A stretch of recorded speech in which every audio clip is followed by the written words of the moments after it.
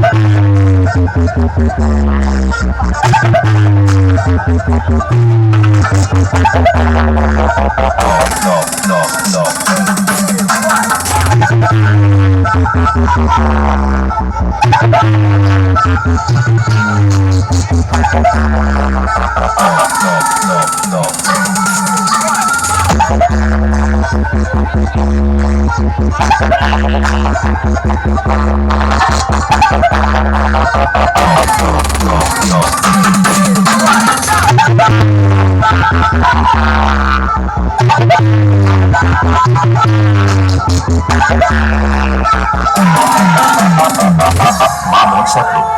अरे क्यों बेटा, बाप बाप होता है। पप्पा जी बोल, पप्पा जी।